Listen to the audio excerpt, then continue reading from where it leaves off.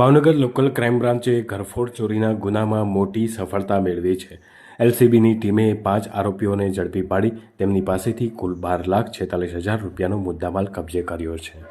પોલીસને મળેલી ચોક્કસ બાતમીના આધારે તળાજા પાલિતાણા ચોકડી પુલ નીચે દરોડો પાડવામાં આવ્યો હતો, જ્યાંથી 5 શંકાસ્પદ ઇસમોને ઝડપી લેવામાં આવ્યા હતા.